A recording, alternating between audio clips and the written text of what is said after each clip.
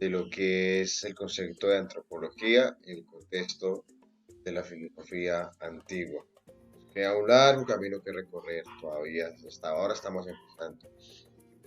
Creo que ya tenemos claro el concepto de antropología. Bueno, hoy vamos a abordar el concepto que nos pone Sócrates, Platón. Si queda espacio, dedicaremos algo para Aristóteles. Son los tres máximos pensadores de la filosofía antigua y en esta oportunidad el concepto de antropología. Vamos a empezar con Sócrates. Sócrates define el concepto de hombre en dos materias, en dos elementos, dos cualidades, más que decir materias, que la materia solamente sería el cuerpo, dos características que son alma y cuerpo. Recordemos que Sócrates se preocupó por explicar el origen del conocimiento en el hombre y para eso creó la mayéutica. Sócrates se preocupó demasiado por explicar el concepto de moral de hombre y para eso creó la teoría del intelectualismo moral. Y la tercer vertiente de su preocupación es definir el concepto de hombre. A esto va a dar una primera idea y es que el hombre está compuesto por dos elementos, que son cuerpo y alma. Parece ser muy obvio para la contemporaneidad, pero para su momento fue la gran novedad, puesto que antes de Sócrates, los filósofos de la cosmología, los filósofos de Natura, se preocuparon por explicar el origen del mundo, la física. A partir de Sócrates, la filosofía va a dar un giro de pensamiento y se va a centrar en problemas como moral, ética, antropología, política, metafísica, entre otros.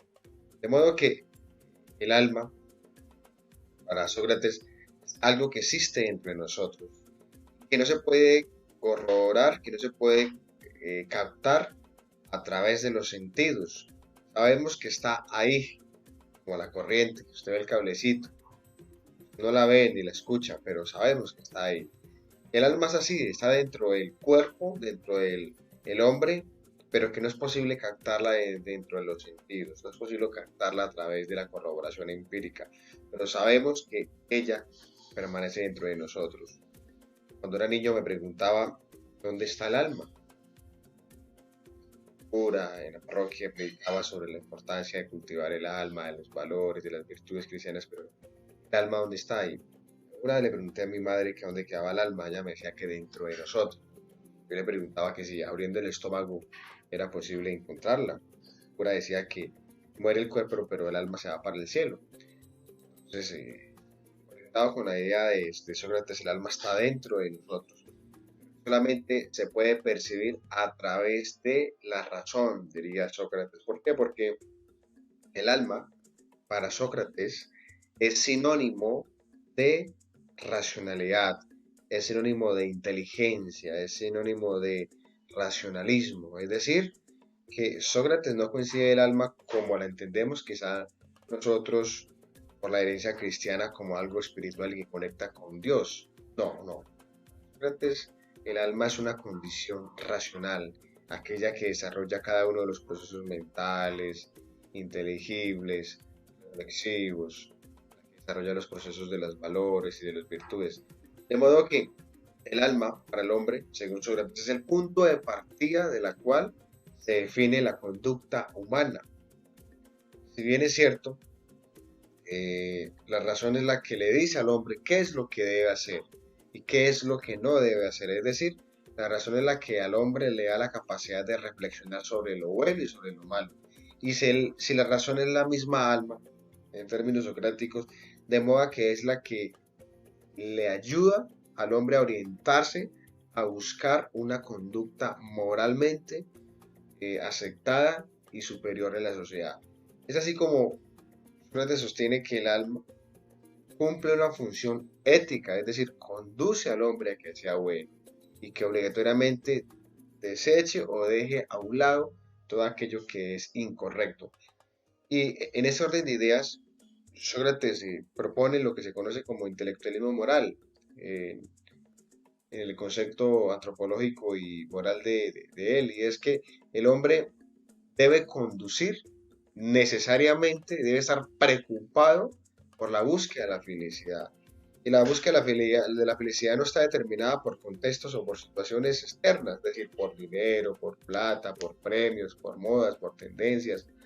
No, la felicidad humana está dentro de sí mismo, allí debe existir y tiene que buscarla. Para esto él sugiere el método de la mayéutica que ya todos conocemos, a través de la pregunta, de la ironía, y a través de respuestas, preguntas, así hasta concluir con la mayéutica, es decir, con la respuesta correcta. De modo que la felicidad humana se encuentra dentro del mismo hombre, lo que debe hacer este es buscarla, por eso tiene un principio que se llama conoce a ti mismo, allí está. Y él va a hacer una reflexión muy interesante y es que el hombre debe ir en clave de la búsqueda de la virtud, en clave de la búsqueda de los valores. Y si los encuentra y si los vive, si los aplica, se es feliz. El hombre, como, digamos, como obra más desarrollada en el cosmos y con su capacidad intelectual, con su capacidad racional, esta que le enseña, le dice qué es lo correcto y qué es lo incorrecto. De modo que para Sócrates el valor fundamental de la existencia humana se reduce en la búsqueda de la felicidad. Y para ser felices hay que ser sabios. Para ser felices hay que tener sapiencia, hay que tener sabiduría, hay que conocer, hay que saber. Sócrates dice que quien comete errores es porque es un ignorante. Quien comete errores es un desgraciado. Palabras más, palabras menos, cometer errores para Sócrates es fruto de la ignorancia. Sócrates sostiene que el hombre no comete errores porque quiera hacerlo, sino porque los errores que comete es porque cree que lo que está haciendo es correcto. Es decir, que comete errores fruto de la ignorancia. Por lo tanto, debe formarse en la capacidad de conocimiento. En la medida en que conoce, no va a cometer errores porque sabe lo que es correcto y lo que es incorrecto. Y la manera de conocer es a través del racionalismo, es decir, a través del alma. Y el alma es la que le dicta como iniciativa de comportamiento ético y moral, es la que le dice qué es lo correcto y qué es lo incorrecto. De modo que en ese orden de ideas, este autor, Sócrates, nos va a dar 4 elementos valiosos. Primero, que el hombre está compuesto por alma. Segundo, que está compuesto por cuerpo. Tercero, que la existencia humana debe girar en torno a la búsqueda de la felicidad. Y cuarto, que el hombre debe provocar o debe generar, debe permear el conocimiento para que con él todos los comportamientos, todas las acciones sean correctas. Él dice que si cometemos errores es porque nos falta conocimiento, es porque somos ignorantes. Si cometemos errores somos unos desgraciados.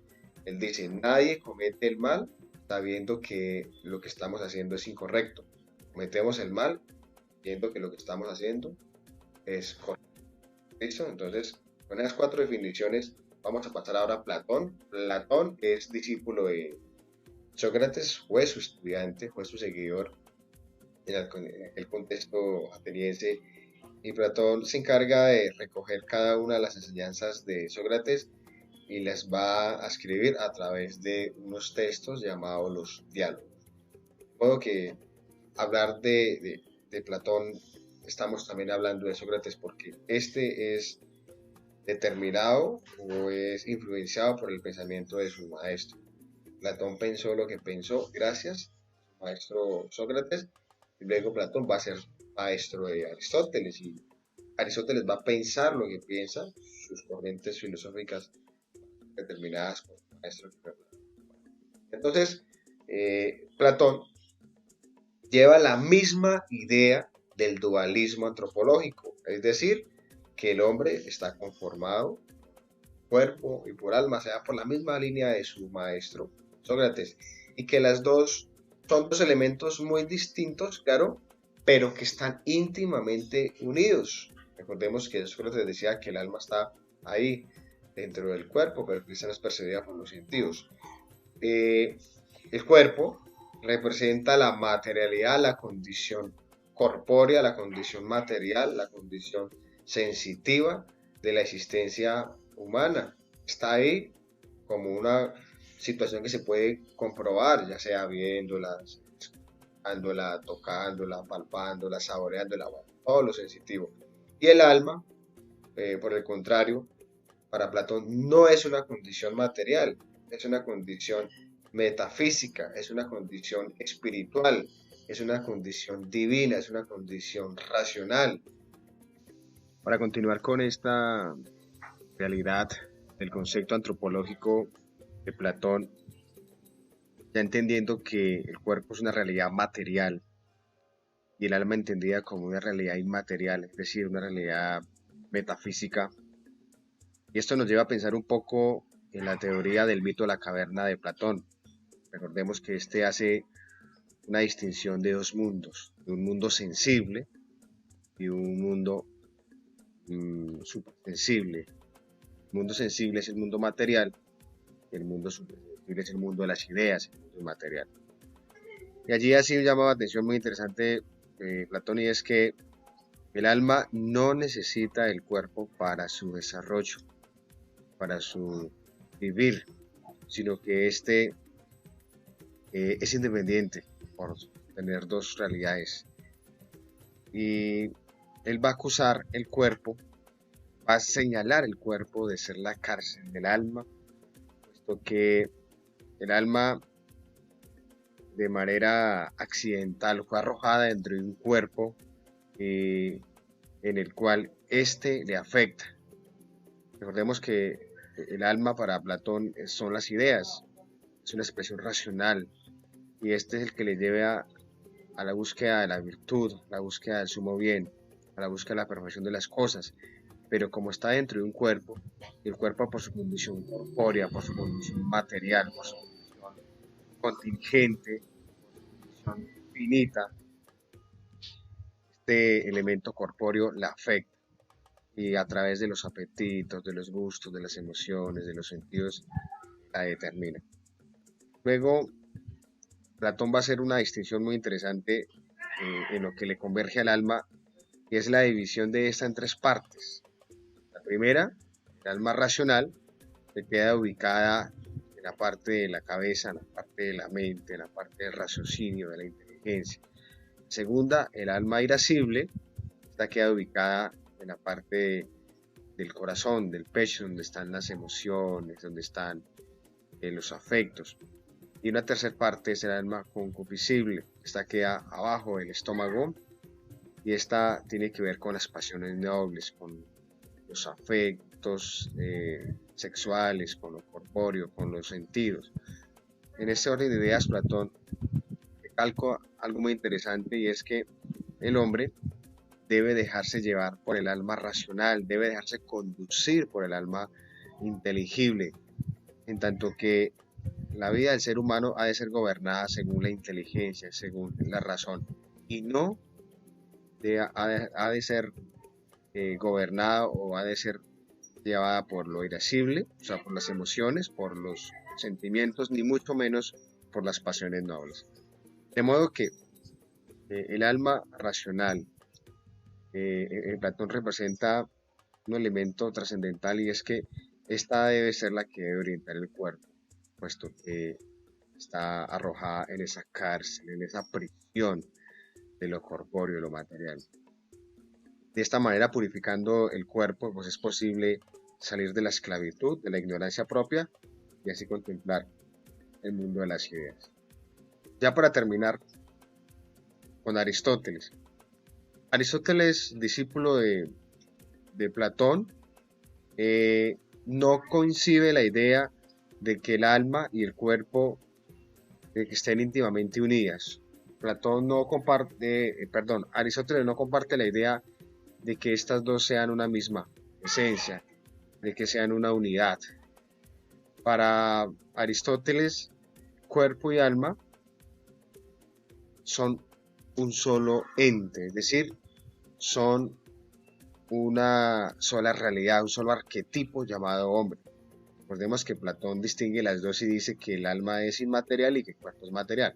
Para Aristóteles no. Aristóteles concibe las dos en una misma en una sola esencia, que es hombre. De modo que es una realidad unitaria, es una realidad, es un arquetipo único, donde las dos sustancias pueda que tengan algunas funciones, algunas implicaciones diferentes, pero que en el fondo son una misma esencia. Y allí él hace un llamado de atención y es que el alma no es eh, eterna, el alma no se reencarna. Recordemos que desde Platón el hombre se reencarna con el alma, de acuerdo a su comportamiento. Pero para Aristóteles el alma ya termina donde termina el cuerpo, es decir, esta no se va a reencarnar en otros seres vivos. De modo que no pueden existir de manera separadas, de manera individual, alma y cuerpo, según Aristóteles, sino que las dos se conforman en una sola esencia. Los estudiantes, con esta introducción, algún bosquejo ya general de lo que es el concepto propiamente de Aristóteles, de Platón y de Sócrates, ya tenemos algunas ideas generales de lo que es el concepto antropológico de los filósofos griegos para esta época antigua. Hay que resaltar que un elemento en común que tienen Sócrates y Platón es que los dos coinciden el concepto de hombre en una unidad de dos elementos, cuerpo y alma. Y otro elemento es que entre los dos hay una búsqueda de la virtud, hay una búsqueda de los valores, de las ideas de arriba, es decir, de una función moral y una función ética ejemplar, y que el alma es sinónimo de racionalidad, y que ésta debe ser dirigida según el alma racional, y no el alma irascible, ni mucho menos la concupiscible. Para Aristóteles no hay distinción entre alma y cuerpo, no son dos realidades, sino que las dos son una sola esencia y que conforman un solo arquetipo llamado hombre. Nos encontramos en Zoom y allí espero que tengan dudas, que tengan aportes de este encuentro. Éxito.